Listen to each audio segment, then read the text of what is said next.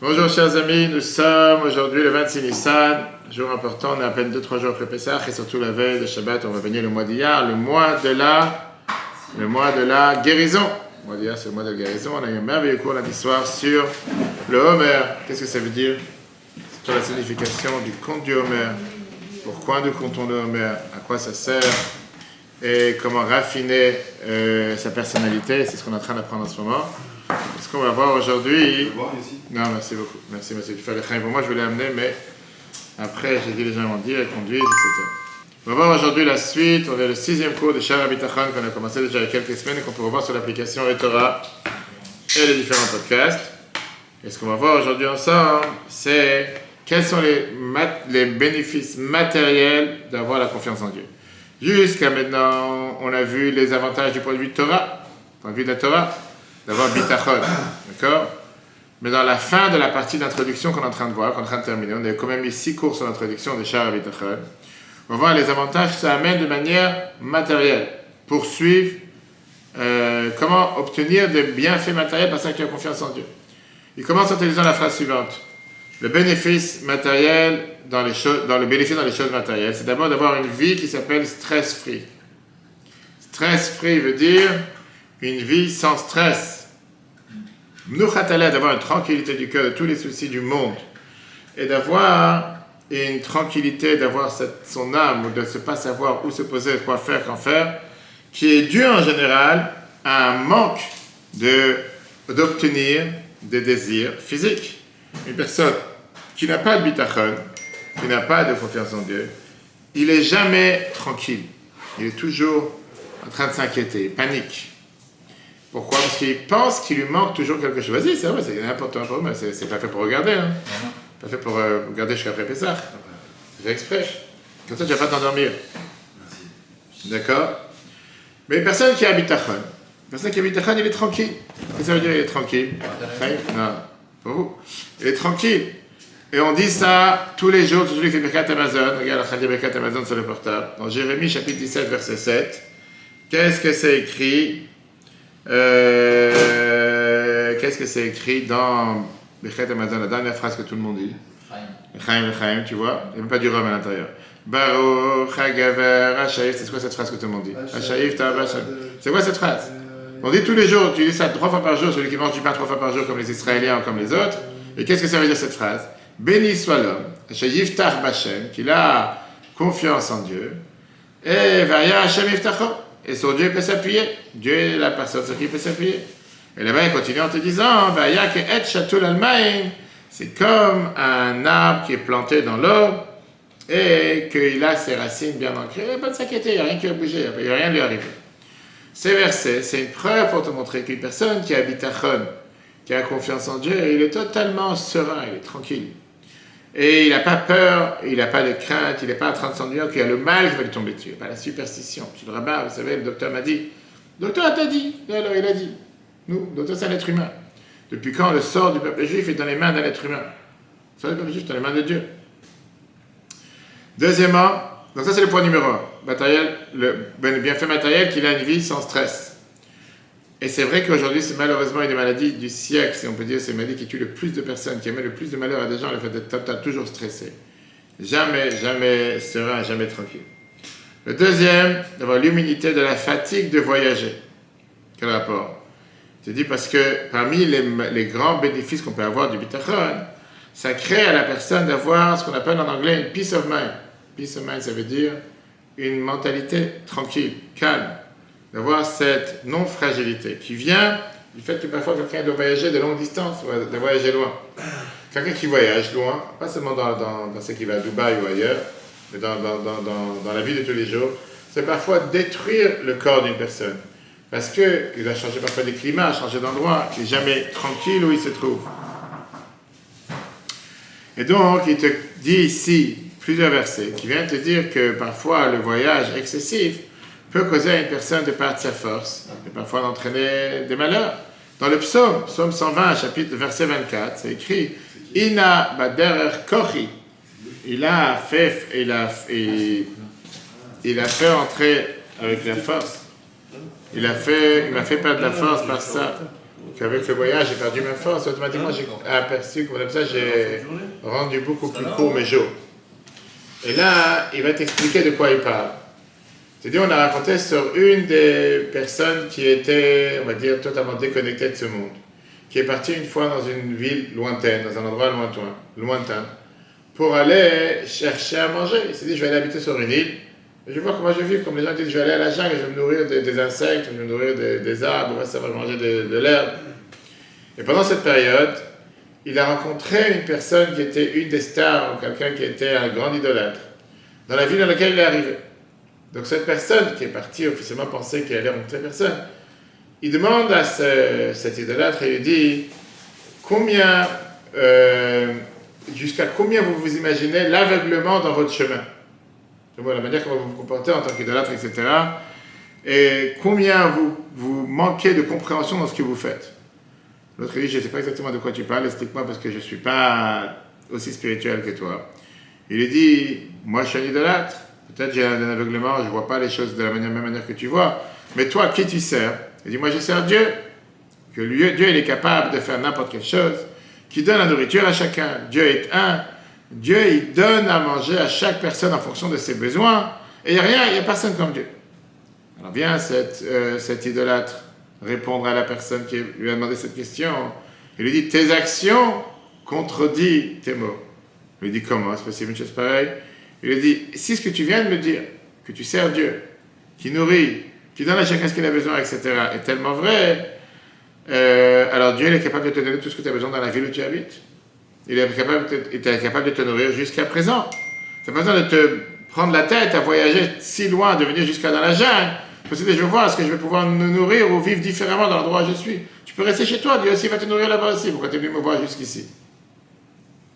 Avec cet argument, cette personne n'avait plus rien à dire, il est retourné chez lui. Il est retourné dans sa terre et il a accepté sur lui le fait de ne plus aller chercher, on va dire, quelque chose vers l'au-delà. Il y a toujours des gens qui ne sont jamais contents où ils sont. Ils sont toujours en train d'aller chercher, voir ailleurs. Je vais voyager là-bas, c'est là-bas, je vais être tranquille. Tu arrives en vacances, tu commences à stresser. Bon, je reviens des vacances, là, je vais pouvoir avoir tranquille. Tu reviens des vacances, non, il faut que je repars en vacances. Tout le temps en train de se dire, pourquoi pas profiter du moment, de l'instant T, comme on dit, du moment présent. Remercie Dieu, aujourd'hui tu t'es levé, tu respires, merci Dieu. On a vu tout à l'heure dans le cours de Tania qu'on a vu juste avant, dans le chapitre 51, dans lequel Dieu te dit que chaque personne sur terre n'est pas en trop. Il n'y a pas une personne que Dieu l'a créée entre eux, chaque personne est là pour faire sa mission que Dieu lui a donnée sur terre. Tu as une mission que Dieu t'a donnée. Fais en sorte de remplir ta mission de la meilleure manière possible. Qu'est-ce que tu t'inquiètes sans arrêt? Tu te lèves le matin, comment je vais revenir ce soir? Tu pars ce soir, si je reviens le matin. Ça ne va rien changer. Ça ne fait que de pourrir la vie que tu ne te focalises pas sur la mission que tu dois faire aujourd'hui. Quelqu'un qui a un bitachon, quelqu'un qui a cette confiance en Dieu, il n'a pas besoin de voyager loin pour aller chercher, pour se nourrir pour lui et sa famille. Parce qu'il sait que Dieu va lui donner où il se trouve. Et donc il n'a pas ce stress et quoi que ce soit. Et là on va parler du troisième point qui te dit dans cette introduction, qui est aussi le fait de pouvoir travailler sans souci. Qu'est-ce que ça veut dire travailler sans souci? Parmi les bénéfices matériels du bitachon, que le bitachon, cette croyance en Dieu, confiance en Dieu partout, faire entrer dans une personne, il y a aussi le fait de ne pas avoir à travailler de manière difficile. Qu'est-ce que ça veut dire travailler? Bien sûr que Dieu attend de nous de travailler. C'est écrit dans la Torah, 6 jours tu travailleras, le 7e tu te reposeras, il faut travailler. Mais tu as des gens qui sont des esclaves du travail. Tu as des gens qui pensent que si je vais avoir un rendez-vous en plus, et si je vais travailler jusqu'à minuit tous les soirs, je vais lever à 6h du matin, c'est ça qui va faire que mon sort sera beaucoup mieux. Parce que tu auras cette tranquillité de pouvoir abandonner le travail des rois et leurs règles et d'éviter la corruption de leurs serviteurs. Qui veut dire, peu importe où tu vis sur terre, comprends que si jamais Dieu t'envoie un test financier, une difficulté, un sujet à surmonter, peu importe, mille et une raisons, mille et une choses, c'est pas ça qui doit rendre ta vie plus mauvaise et c'est pas ça qui doit rendre ta vie beaucoup plus affreuse. Tu vas prendre des choses avec calme et se dire que puisque j'ai Boter Bachem, qu'on vient de voir dans Birkat Amazon, puisque j'ai confiance en Dieu, que lui, il a décidé de choisir les moyens avec lesquels je vais me nourrir pour moi-même et pour l'humanité tout entière, automatiquement, je peux vivre tranquille. Automatiquement, je peux vivre de manière sereine et ne pas avoir de stress et de soucis dans mon cœur à longueur de journée. Dieu il a décidé que je vais être dentiste. Très bien, j'apprends, je suis dentiste, je vais ouvrir un cabinet, je vais être dentiste. Après, le reste, c'est Dieu faire les choses. Tu peux avoir 10 dentistes dans la même rue, un qui marche, 9 qui ne marchent pas. Tu peux avoir quelqu'un qui va avoir le plus grand cabinet, le plus beau cabinet sur Terre, et qu'il est toujours vide. Tu as un qui a un beaucoup plus petit cabinet qui est toujours plein. Il y a un Dieu sur terre. Fais ce que tu dois faire. Mais ce n'est pas en te stressant du matin jusqu'au soir que ça va changer quoi que ce soit. Et il termine en te disant, il va aussi choisir les occupations qui sont beaucoup plus faciles pour quelqu'un qui veut pratiquer la Torah et les mitzvot. Tout ça pourquoi? Parce que tu sais très bien que ce n'est pas le moyen dans lequel tu travailles qui va t'amener plus ou moins. En 2 mots, il y a un Dieu qui fait venir la parnassa à travers le métier que tu as dans la main. Et c'est ce Dieu qui t'amène la parnassa qui n'a pas la main courte. Et il peut nourrir le monde entier. Et puisque je me remets totalement en Dieu à travers mon travail, automatiquement je sais que si je fais ce qu'il faut faire, Dieu il va m'aider. Maintenant, il n'a pas besoin de chercher des occupations qui le rendent stressé. À la place, il va choisir une occupation qui va lui donner le moins de stress pour pouvoir faire ce que Dieu lui demande. Et là, il te mène un verset qui est écrit dans Tehillim, dans le psaume 75, verset 7 et verset 8, dans laquelle il te dit que c'est Dieu qui rend la cause de faire en sorte que les gens deviennent riches ou pauvres. David Amalek, le roi David, c'est dans Tehillim 75. Kilom Mitzam et Maharav, c'est pas de l'est ou de l'ouest, ni du désert que l'élévation peut arriver. C'est Dieu qui est un juge, Zeh Hashpil Vezayarim. Dieu qui est un juge, il est capable d'élever ou de rabaisser telle ou telle personne. Et qu'est-ce que David Amalek te dit dans le psaume 23, verset 2? C'est lui qui fait en sorte que je peux m'allonger sur la pelouse verte. Il va m'accompagner sur de l'eau calme. Comme quelqu'un qui est assis sur le bord de la mer, qui voit l'eau qui ne bouge pas, ces vagues sont tranquilles, il peut avoir exactement la même tranquillité. Parmi les bénéfices matériels qu'une personne peut avoir, une personne qui habite à Chon, il a beaucoup moins d'angoisse dans les affaires. Pourquoi il a beaucoup moins d'angoisse dans les affaires? Que si, par exemple, il ne peut pas vendre sa marchandise, ou s'il n'est pas capable de recevoir une dette qu'on lui doit, ou bien s'il va devenir physiquement malade, une personne va naturellement devenir énervée, ou bien elle va être en colère, si une de ces 3 choses lui arrive. Alors qu'une personne qui habite à Chon, il n'y a pas à avoir ni la colère, ni le stress, ni la maladie, parce que il sait que Dieu qui est le Créateur, que Dieu qui est béni, il va arranger ses soucis de la meilleure manière qu'il peut, et il va choisir qu'est-ce qui est bien pour lui, beaucoup mieux que qu'est-ce que lui il a retrouvé pour lui-même. Et parfois, on voit les choses à court terme, parce qu'on n'a pas cette grande vision de voir les choses à long terme. Et parfois, tu vois, 1 an, 2 ans, 3 ans plus tard, tu sais quoi? J'ai tout fait pour recevoir cette maison, je ne l'ai pas reçue. J'ai tout fait pour recevoir ce cabinet, cet emplacement, je ne l'ai pas reçu. Sur le moment, tu peux être énervé. Et avec un long terme, tu ne sais quoi? Regarde comment les choses ont changé. Ce quartier est devenu déserté. Ce quartier est devenu, il a pris beaucoup plus d'ampleur. Cet endroit est devenu beaucoup plus important. Maintenant, toi, avec chacun de nous, avec la vision minimaliste qu'on a, qui est matérielle, finie, on n'est pas capable de voir les choses à long terme. Mais Dieu, il est lui capable de voir les choses à long terme. Et ça, c'est ce qui est le plus important. Et donc, en te remettant à Dieu, tu sais quoi? Il y a un Dieu qui guide les pas de l'homme. C'est ce qu'on dit tous les matins dans la prière, dans une des 18 bénédictions qu'on dit tous les matins, en se réveillant, avant même la tefila, avant tout. Comment s'appelle cette bénédiction? Celui qui dit les bénédictions en français. Amechin mitzadei gaver. Celui qui prépare les pas de l'homme. Puis le départ, Dieu, il te guide où tu dois aller. Dieu sait où tu dois arriver. Et l'endroit où tu ne dois pas arriver, il ne t'emmènera pas là-bas. Ah, ça veut dire, tout ce que tu demandes la question, les gens, alors ça veut dire que je n'ai pas de libre arbitre? Oui, tu as libre arbitre. Tu peux très bien faire le contraire. Oui, si tu te dis va à droite, tu peux aller à gauche. Personne ne t'empêche. Mais Waze, à chaque fois, il va te dire, oui, mais reprends à droite. Alors des fois, il ne faut surtout pas l'écouter parce qu'il fait n'importe quoi, mais ça, c'est Waze. Mais Dieu, tu peux écouter. Si Dieu t'emmène dans un endroit, dis-toi, il y a bien une raison derrière. Comme on dit pour un match, pour un chidour, pour un mariage, des fois, les gens me disent, mais comment ça se fait que j'ai cherché et tu vois, au final, il a fini avec l'autre. Dieu l'a décidé que ce n'était pas pour toi. La même chose pour une maison. Quelqu'un m'a dit le matin, j'ai cherché une maison à louer, dans un endroit qu'il cherchait absolument, il fallait qu'il trouve, etc. À 10h du matin, la maison elle a apparu sur un site. Il était tellement content, c'est exactement ce qu'il cherche. Il en a parlé à sa femme. 5h l'après-midi, elle est partie. Je te rends compte. Qu'est-ce que j'étais bête? J'aurais pas dû lui demander que j'aurais dû la prendre. Tu crois vraiment qu'il n'y a pas de Dieu dans l'affaire? Tu ne penses pas que Dieu il a décidé que cette maison n'est pas pour toi? Si vraiment cette maison elle aurait été destinée pour toi, tu ne penses pas que Dieu l'aurait fait qu'elle reste pour toi? Pourquoi tout d'un coup tu penses qu'il n'y a pas de Dieu sur terre? Pourquoi tout d'un coup? Non, je suis tellement bête. Pourquoi tu es bête? Quel rapport avec être bête maintenant? Dieu il a décidé que cette maison n'est pas faite pour toi. Oui, il te l'a montré, tu l'as vu, mais Dieu il a décidé que ce n'est pas la tienne, c'est pas pour toi, c'est tout sans plus. Et c'est ce qu'il est en train de te dire. Comme c'est pas de Mechaï Ibn Bukud, dans sa traduction qui est riche. Tu as des gens qui se stressent pour rien.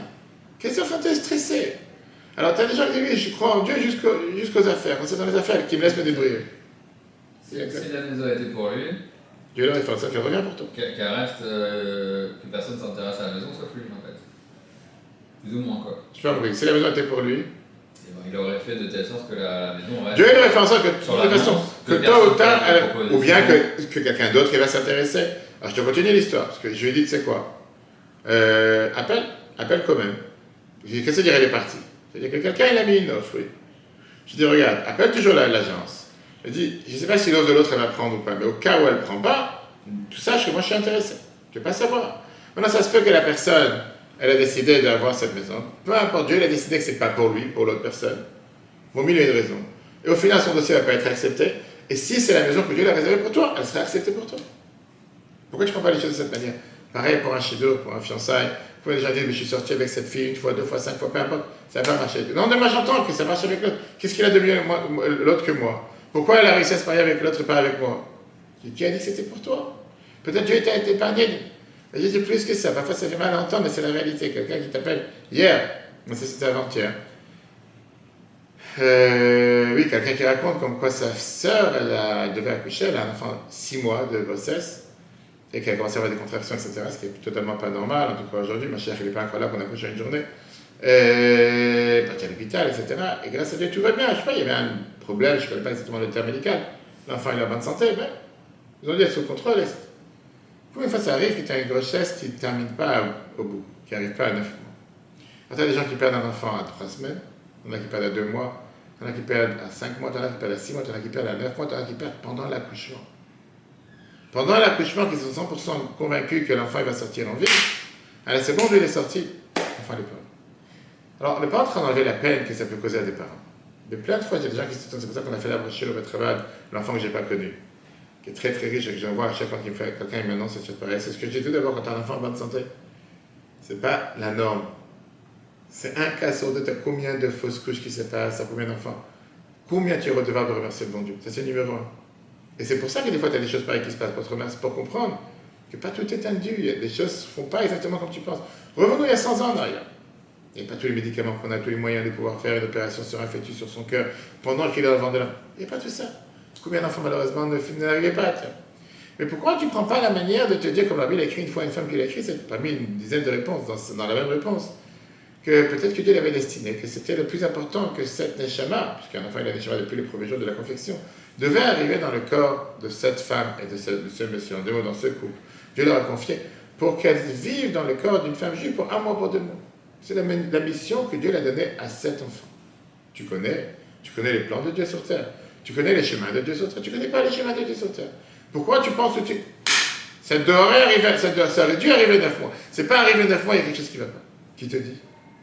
Tu as une garantie, tu as une date d'expiration sur toi, sur chacun d'entre nous. Donc, une date d'expiration, tu peux savoir.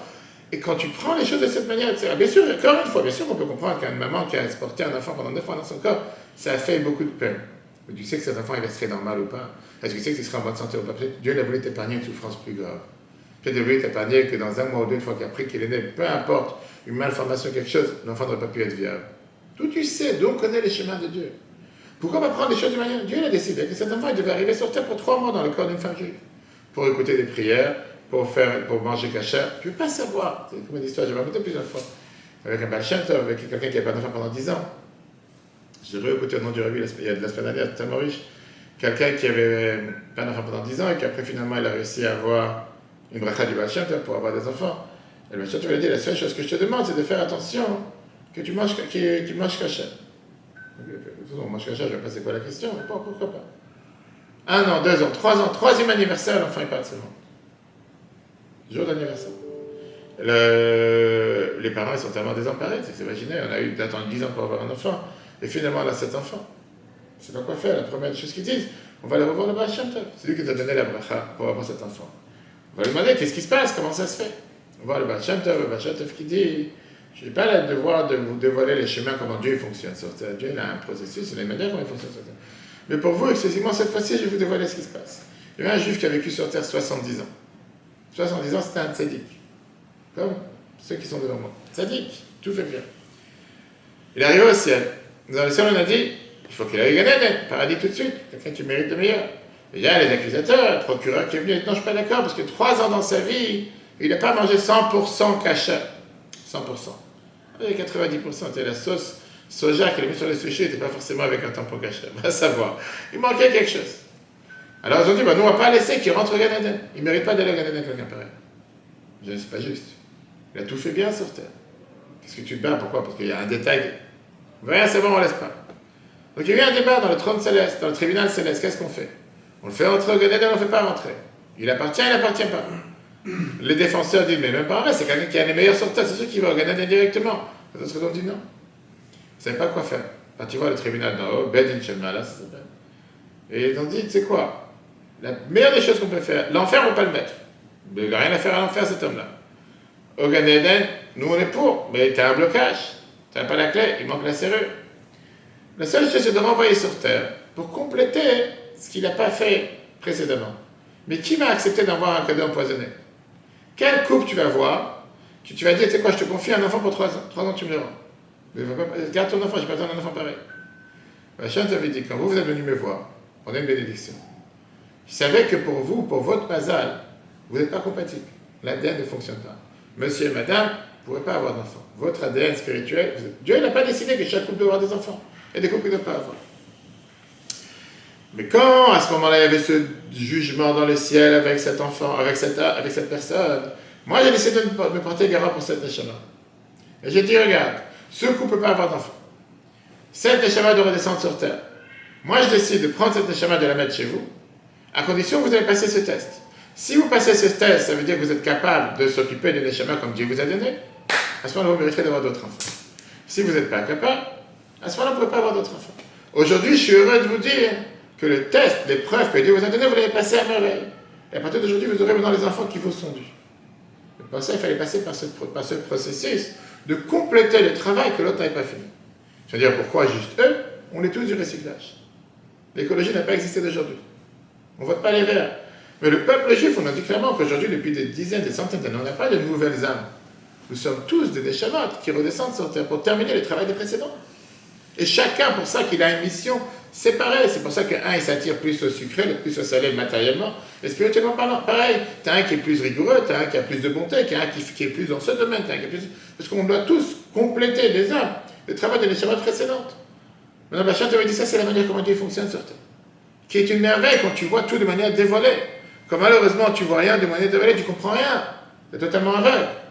Parce qu'on n'est pas à la place de Dieu, et ça c'est le rôle de tzaddikim, mais c'est pas forcément bien non plus de connaître comment Dieu fonctionne chaque personne. Pourquoi ta personne elle est telle, on ne comprend pas les schémas de Dieu sur terre. Mais c'est ça qui te dit, c'est notre cher Mitachan, on te dit, tu sais quoi? Si tu sais que tu es dans les mains de Dieu, que Dieu a décidé que cette maison doit t'arriver, tu dois l'obtenir. Cette femme, ce mari, ce travail, qu'est-ce que tu stresses? Alors tu devais signer le contrat de rencontre, et l'autre il est venu, il m'a enlevé le cabinet. Combien de fois déjà je me raconte? Je devais signer, ça fait des mois qu'on est dessus. Paf, la dernière minute, tu l'as donné à quelqu'un d'autre. Dieu l'a décidé que ce n'était pas pour toi. C'est comme ça qu'on doit prendre les choses. Et quand tu prends les choses de cette manière, tu n'es pas stressé. Dieu, il me réserve le meilleur. Ce que la Torah te dit. Ou tu crois ou tu ne crois pas. Si tu ne crois pas, ferme le sido. Qu'est-ce que tu pries toute la journée? Toute la journée, tu n'arrêtes pas de dire que Dieu, c'est un Père miséricorde. Avara Haman, qui a habité sur nous, qui est un Père qui est miséricordieux, qui se comporte bien avec ses enfants. On ne parle pas ici de notre religion que je ne vais pas citer, que si jamais tu as volé, on va te couper la main. Pas de ça qu'on parle. Et donc, il te termine en te disant, parce que Dieu, il sait exactement qu'est-ce qui est la meilleure des choses pour toi. Il sait t'arranger les choses de la meilleure manière. Il choisit qu'est-ce qui est mieux pour toi. Beaucoup mieux que qu'est-ce que toi, t'aurais choisi pour toi. Alors, bien sûr, on n'est pas tous censés connaître la pensée de Dieu. Alors, on fait ce qu'on appelle la Ishtadut. On fait ce qui dépend de nous, effectivement. Et après, on espère que Dieu nous guide dans les meilleurs pas. Les meilleures rencontres. Parce que tu as disait à plusieurs reprises, dans les affaires, c'est bien de parler avec 2 ou 3 amis professionnels en la matière. Pour un couple, la même chose, encore une fois, se conseiller avec des gens qui sont compétents, que ce soit dans la Torah, à Saleh Harav, et Harav pour que tu es dirigé, pas faire les choses bêtement et n'importe comment sans savoir, sans être guidé, et après se mordre des doigts, j'ai fait telle ou telle erreur. Quelqu'un m'a écrit hier une question, une femme écrit, j'ai mangé un morceau d'avocat dans une salade, il y a de la viande, il y a du poulet à l'intérieur, est-ce que je dois attendre 6 heures? Donc j'ai demandé à un rabbin, il m'a dit je dois attendre 6 heures. J'ai dit, tu as mangé de la viande? Tu as mangé de la viande. Tu as mangé un morceau d'avocat qui a touché de la viande. Pour ça, je dois attendre 6 heures, ou c'est écrit une chose pareille. Il m'a dit, mais c'est hallucinant comment vous êtes cool. Je suis capable d'être cool maintenant. Si tu demandes la halakha, je te réponds la halakha. Je ne sais pas, celui qui t'a dit, alors bien sûr, c'est tellement plus facile de dire non, tout est interdit. Tu dois vomir ce que tu as mangé, tu dois jeûner pendant 10 jours. Je peux te dire ça aussi. Mais c'est pas ce qui est écrit dans la Torah, qu'est-ce que je te dis? Tu n'as pas mangé de la viande. La halakha te dit clairement que même si tu as des fois un morceau de viande, un morceau de fromage qui se sont touchés dans le frigidaire ou quoi que ce soit, mais si c'est pas ce qu'on fait, c'est pas pour ça que c'est devenu viande ou lait. Il y a des critères. Fais ce qu'il faut faire, pas ce qu'il ne faut pas faire. Il ne faut pas aller quand des centaines de questions et laisse tomber. Ok. Et un autre point, qui te dire encore un bienfait matériel. Bienfait matériel, c'est que, à part le fait de ne pas être énervé pour tout ce qui se passe, parce que ça n'a pas été fait comme tu as planifié, une personne qui a bitachon, il peut se réjouir de peu importe ce qui se passe dans son chemin. Parce qu'une personne qui a bitachon, il se réjouit avec n'importe quelle chose qui arrive, même si c'est difficile et contre sa nature. Et ça, c'est la plus difficile des choses à faire pour chacun d'entre nous. Il est capable d'être joyeux parce qu'il a confiance en Dieu. Et lui, il va lui faire seulement ce qui est bien pour lui dans tous les sujets. Comme une mère s'inquiète pour son nouveau-né. Quand elle le lave, quand elle change les couches, quand elle le balance. Comment on appelle ça? Pas balancer des enfants. Le berce, merci, parce que balancer des enfants, c'est pas vraiment l'idéal. Ou bien, même si elle fait quelque chose qui est contre sa volonté. Peut-être que le bébé n'est pas intéressé aujourd'hui, maintenant, je sais pas, il a envie de... Elle fait ce qui est bien pour lui. Alors même si une mère fait parfois des choses qui sont contre la volonté de son fils ou de sa fille, mais elle sait ce qui est bien pour lui, pareil, Dieu, il sait ce qui est bien pour toi. Et automatiquement, parfois, il peut peut-être faire des choses qu'à tes yeux, c'est pas bien, mais que lui, il sait ce qui est bien pour toi. Tu vas pas dire, tu ne prends pas ton fils faire un vaccin ou quoi que ce soit, qu'il va commencer à crier parce qu'il a peur ou il a mal. Ah, le pauvre, il a mal, on ne fait pas de vaccin. On ne va pas maintenant du vaccin là-bas, le vaccin en général, pour faire un enfant. En tant que parent, tu sais que c'est très bien pour lui, alors ça va lui faire mal sur 2 secondes. Pas grave, après, il va pleurer 2 minutes, tu l'embrasses et la vie continue. D'accord? Le roi David a dit dans le psaume 131, chapitre 2, il ramène chaque phrase sur un autre psaume. Je jure que je suis calme, que j'ai pu calmer et rendre tranquille mon âme, comme un bébé dans les bras de sa mère. Automatiquement, mon âme est exactement de la même manière quand je m'appuie sur Dieu. D'accord? Tu parles de quelqu'un qui avait énormément de soucis dans sa vie. Tu parles de quelqu'un qui était en train de dormir sur la plage. 37 ans, il était roi et la majorité du temps, c'était des guerres, du sang. La majorité du temps, c'est quelqu'un qui s'est enfui, qu'on voulait tuer. Quand tu connais un peu l'histoire, on parle de l'histoire de Rabbi Akiva, tous ces maîtres du peuple juif. Parce qu'il s'est considéré comme un enfant dans les bras de sa mère. Il croyait énormément que tout ce que Dieu lui fait, c'est pour le bien. Il termine l'introduction en te disant maintenant quels sont les 7 chapitres qu'on va voir dans le Sha'ar HaBitachon, la porte de la confiance. Puisque je viens d'expliquer ce qui se passe et quels sont les bénéfices d'avoir confiance en Dieu, et les bénéfices en regard de la Torah et en regard dans les choses matérielles, maintenant je vais expliquer 7 points importants par rapport à Bitachon, et ça c'est les 7 prochains chapitres qu'on va commencer si Dieu veut la semaine prochaine. Chaque chapitre va expliquer un autre aspect de Bitachon, de la confiance en Dieu. La première des choses, qu'est-ce que le Bitachon? C'est quoi la confiance? Qu'est-ce que ça veut dire avoir confiance en Dieu? C'est le premier chapitre. Deuxième, les causes de la confiance, les causes que la confiance de Dieu ont comme impact sur les humains. Troisième, quels sont les prérequis qu'on a besoin, que quelqu'un il est obligé d'avoir pour avoir confiance en Dieu. Il va expliquer quelles sont les obligations de pourquoi s'engager à avoir ces moyens de poursuivre un tel chemin. Quatrième chapitre, il va expliquer les différentes choses dans lesquelles une personne doit avoir confiance en Dieu et les différentes choses sur lesquelles il ne doit pas avoir confiance. Voilà ce que ça veut dire. Cinquième chapitre. La différence, comment une personne qui a confiance en Dieu s'engage dans les affaires et comment une personne qui n'a pas confiance en Dieu, comment elle s'engage dans les affaires. Sixième chapitre. Il va expliquer de quelle manière logique une personne doit critiquer parfois l'opinion de ceux qui cherchent le plaisir matériel et qui ne veulent pas accepter ce rôle de pouvoir avoir confiance en Dieu en se disant que Dieu il est capable de régler aussi leurs problèmes matériels. Et le 7e chapitre, il va expliquer qu'est-ce que quelqu'un il perd quand il n'a pas confiance en Dieu, qu'est-ce qu'il peut perdre quand malheureusement la confiance pour lui c'est quelque chose qui est que dans la parole, pas dans l'action.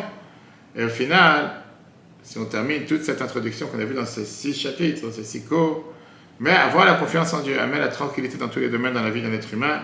Ça te donne la possibilité de servir Dieu avec beaucoup plus de paix, de tranquillité et d'avoir une vie sans stress. Voilà, chers amis, pour aujourd'hui, le cours sera repris sur l'application eTorah sur Google et Apple, ainsi que les différents podcasts. Très bonne journée à tous. Chodesh Tov, si Dieu veut, à la semaine prochaine.